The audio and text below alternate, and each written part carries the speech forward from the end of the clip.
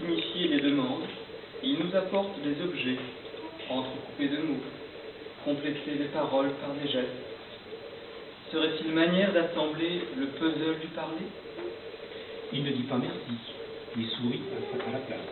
Chacune de ses petites dents blanches, bien habillée, comme syllabe aussi. Une mère, à la sortie de l'école, explique à son enfant que ce petit garçon est bien gentil. Pourtant, il semble n'entendre ni ne parler. Moi, juste à côté, je l'entends dire « Reste muette ». Ah, monsieur l'aide, poursuit-elle, car la maîtresse a déjà beaucoup de travail, avec tous ses petits à s'occuper. Il le seconde pour s'habiller, se déshabiller, pour parler. Je l'aime qui touche les framboises, les fraises, la lumière. Et même le ciel, déclare sa petite sœur. Une cerise ouverte sur la paume, le noyau rouge du pape entre les lèvres. C'est à moi ça, répète-t-il en m'apportant la boîte de lentilles vertes qu'il renverse un peu au sol. Mots comme les grains éparpillés d'une rivière asséchée. La fragilité de sa parole tient dans le cœur de cette rose blanche, effeuillée par la pluie. Il fait brûler le pouce, sans doute en le posant sur une casserole brillante. Il n'a rien dit de sa souffrance, a juste évité d'utiliser son doigt. Aux urgences, ils ont diagnostiqué le second degré. À quel degré sa parole a-t-elle été brûlée? On ne connaît pas sa voix au téléphone. Il ne prend jamais le combiné. David à côté de la conversation. Il faudrait un écouteur pour entendre ces halos. Il répète « oui, oui, oui », sorte de petits enjoués pour accepter à l'infini. Sa cousine lui souhaite un bon anniversaire au téléphone. Il sourit en réponse. Sa sœur lui souffle les bougies.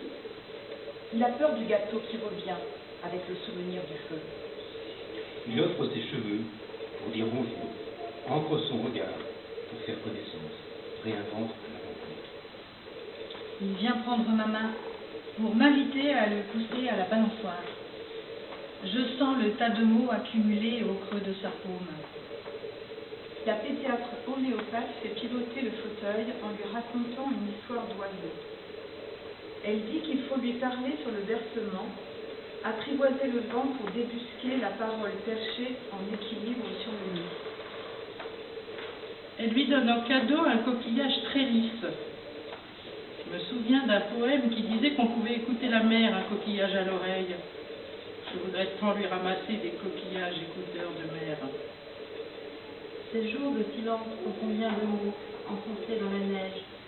Quelle lumière pourrait faire fondre ces pages blanches? Quel dictionnaire possède-t-il à l'intérieur? Qu'est-ce qui le maintient fermé?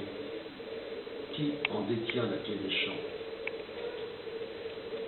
Et si son babil était une réponse au chant des oiseaux? Et si le remuement de ses lèvres était une langue à apprendre, bec et ongle? En ce moment, il est plus loquace, mais veut tout ôter pour circuler à l'aise. Chaussures, pulls, t-shirts, comme s'il fallait soulever les tissus pour découvrir les mots. Je lui achète des histoires sans parole, des flipbooks. Ces images s'animent sous ses yeux pour faire venir les mots, sans les bousquer. Il repousse le téléphone. Il lui faut le visage pour accompagner la voix, donner corps aux mots. Les gestes ne s'écoutent pas au bout du fil. Ils se dessinent dans notre tête. Il voit des choses qu'on ne voit pas, une épaisseur dans la lumière. Il demande à l'écouter seul. Il parle des choses qu'on ne parle pas. A-t-il peur que ses lèvres s'envolent? Quelle remution, qui pourra les rattraper? Il bat des mains. Pour se faire de l'air, me dit une amie. Est-ce que fermer la bouche le fait respirer mieux? Ses sommeils et ses repas fragmentés sont-ils en accord avec sa parole en morceaux? Je me demande toujours jusqu'où va son écoute de nos conversations. Son silence recueilli me semble parfois une manière d'enregistrer le monde parlant. Et s'il devait un jour parler à la radio, les auditeurs sauraient avec lui être attentifs au silence qui approfondissent les mots. Où en est-il? Est-ce qu'il parle un peu plus? Je ne sais pas répondre à ces questions. Certains jours, il se tait pour laisser parler le vent à sa place. D'autres, il commente ce qui se passe avec des morceaux de phrases déjà entendus de lui seul. Parle-t-il? Oui, un peu. Non, pas vraiment.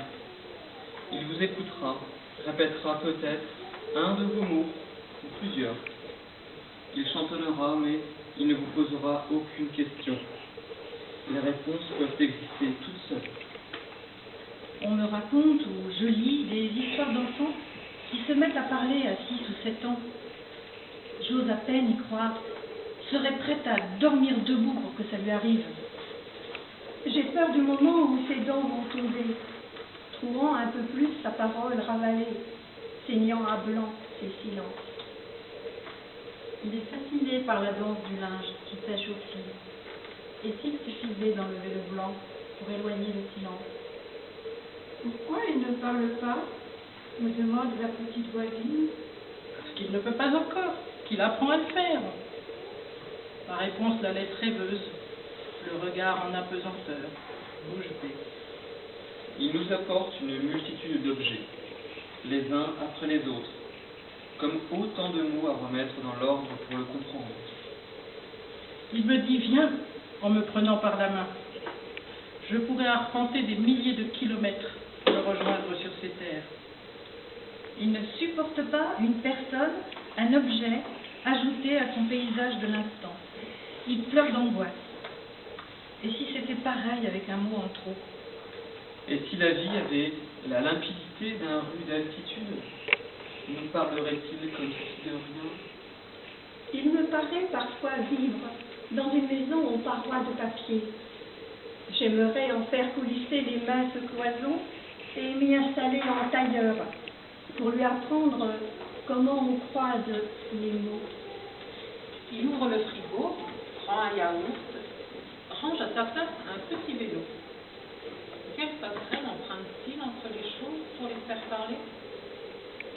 Il entre son corps à moitié dans la haie de buis, sourit, les mains fouillant les feuilles minuscules. Il nage debout dans une eau verte, lit le braille végétal. Il prend ma main pour que je lui caresse le dos. Il susurre, touché. Je sens sa colonne vertébrale et pèle chaque côte comme syllabes à rassembler. Il chantonne tout le temps, à table, au lit, en voiture, à l'école, dans la rue, le jardin. Il réagit mieux aux consignes chantées, nous a-t-on dit. On ne connaît pas la chanson, seulement ses airs. Après son bain thérapeutique, il plane. Je passe ma main sous ses cheveux humides. Son visage est apaisé comme jamais. Il revient d'une autre planète où la mer a envahi les mémoires, les baignoires. À l'école, on me rapporte qu'il trouve tous les moyens pour s'échapper. Jargon accentué, mains molles, corps fluide. Il se fond dans le décor pour construire son univers. Sa petite sœur ramène son cahier d'école, lignes colorées du graphisme. Il trace avec ses doigts dans l'air, dans l'eau, des lettres et des dessins. Son cahier à lui est volatile, il suit les lignes des pointes du ciel. Il met son bras autour de mon cou, s'embrasse dans le miroir, pose sa langue sur la joue de la poupée. Et si parler une langue, c'était savoir un peu embrasser les mots.